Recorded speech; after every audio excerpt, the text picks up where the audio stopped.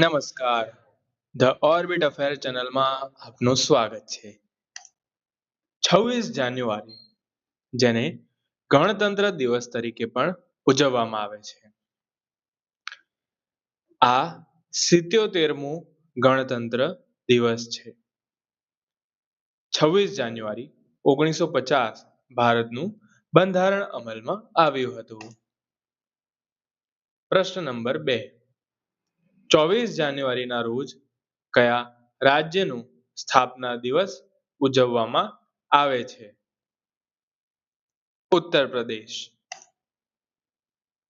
કયા રાજ્યમાં ભારતના પ્રથમ સંકલિત ખાનગી ઉપગ્રહ સેટેલાઇટ પ્લાન્ટનો શિલાન્યાસ કરવામાં આવ્યો હતો? જવાબ છે ગુજરાત. પંગોલખા વન્યજીવ અભયારણ્ય કયા રાજ્યમાં આવેલું છે? સિક્કિમ. પ્રશ્ન નંબર 4. કઈ રાજ્ય સરકારે 108 સરહદી ગામોના રહેવાસીઓને પ્રાથમિક આરોગ્ય સંભાળ પહોંચાડવા માટે સ્વસ્થ સરહદ અભિયાન શરૂ કર્યું છે, તેમજ ઇન્ડો તિબેટિયન બોર્ડર પોલીસ સાથે સંયુક્ત કરાર પણ કર્યો છે? તે કર્યો છે ઉત્તરાખંડ સરકારે. હાલમાં આપણું એટલે કે ભારતનું ફોરેક્સ રિઝર્વ વધીને $701.36 અબજ પહોંચ્યું છે. ફોરેક્સ રિઝર્વ એટલે શું? ફોરેક્સ રિઝર્વ એટલે દેશ પાસે રહેલો વિદેશી ચલણનો જથ્થો. ભારતનું ફોરેક્સ રિઝર્વ કોણ સંભાળે છે? આરબીઆઈ. એક એડવાન્સ લેવલનો પ્રશ્ન છે કે ફોરેક્સ રિઝર્વમાં શું શું સામેલ હોય છે? વિદેશી ચલણ, સોનું, આઈએમએફ સાથે રાખેલા એસડીઆર એટલે કે સ્પેશિયલ ડ્રોઈંગ રાઇટ્સ. હાલમાં પીવી સિંધુ ખૂબ ચર્ચામાં રહ્યા છે. તેઓ કારકિર્દીની 500મી જીત નોંધાવી છે. પહેલા ભારતીય ખેલાડી બન્યા છે. તેમના વિશે થોડી વિગતો જાણી લઈએ. બેડમિન્ટન ખેલાડી પીવી સિંધુ મહિલા સિંગલ્સમાં કારકિર્દીની 500 મેચ જીત હાંસલ કરનાર પ્રથમ ભારતીય ખેલાડી બન્યા છે. ઓલિમ્પિક રમતોમાં સિલ્વર મેડલ જીતનાર ભારતની પ્રથમ મહિલા બેડમિન્ટન ખેલાડી પણ પીવી સિંધુ બન્યા છે. ઓલિમ્પિક રમતોમાં 2 મેડલ જીતનાર પ્રથમ ભારતીય મહિલા એથ્લીટ પણ પીવી સિંધુ છે. યાદ રાખજો, ઓલિમ્પિક રમતોમાં. પદ્મભૂષણ, પદ્મશ્રી અને ખેલ રત્ન ત્રણેય પુરસ્કારોથી સન્માનિત છે પીવી સિંધુ.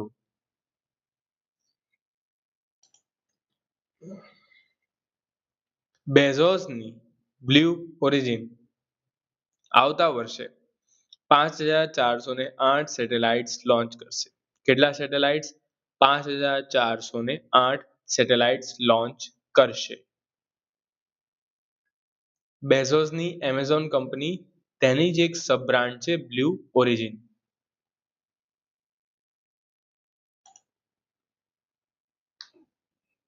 તાજેતરમાં લશ્કરી ક્વોન્ટમ મિશન પોલિસી ફ્રેમવર્ક કોણે લોન્ચ કર્યું છે? તે લોન્ચ કર્યું છે સીડીએસ જનરલ અનિલ ચૌહાણે. હાલમાં T20 વર્લ્ડ કપમાંથી બાંગ્લાદેશ બહાર થતા સ્કોટલેન્ડનો સમાવેશ થયો છે. હાલમાં ઝીરો વેસ્ટ ડમ્પનો દરજ્જો એક આપવામાં આવેલો છે. શું છે તે જાણીએ. લખનઉ ઉત્તર પ્રદેશનું પ્રથમ શહેર બન્યું છે જેણે તાજો કચરો છે, જેમ કે શાકભાજી છે, એનો 100% વૈજ્ઞાનિક રીતે નિકાલ કર્યો છે. તેથી લખનઉને ઝીરો ફ્રેશ વેસ્ટ ડમ્પ સિટીનો દરજ્જો મળ્યો છે. તમિલનાડુએ ભારતીય ભાષામાં સાહિત્યને પ્રોત્સાહન આપવા શેની રચના કરી છે? સેમોઝી ઇલાકી વિરુદ્ધ. શું છે આ? તેમણે સેમોઝી ઇલાકી વિરુદ્ધ એક સાહિત્ય પુરસ્કારની સ્થાપના, એક સાહિત્યિક પુરસ્કાર છે.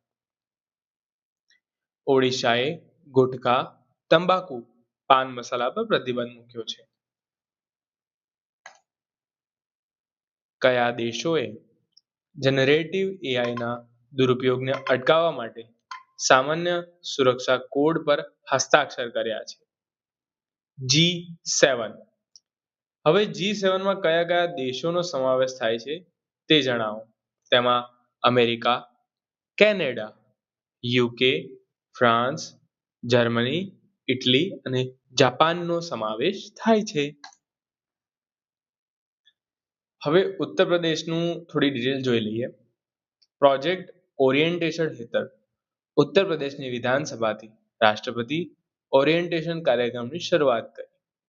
ઉત્તર પ્રદેશ સરકારે પાર્વતી અરગા પક્ષી અભયારણ્યને પર્યાવરણ સંવેદનશીલ ક્ષેત્ર જાહેર કર્યું. ઉત્તર પ્રદેશ સરકારે પોતાના તમામ સરકારી શાળાઓમાં હવે અખબાર વાંચન ફરજિયાત કર્યું છે.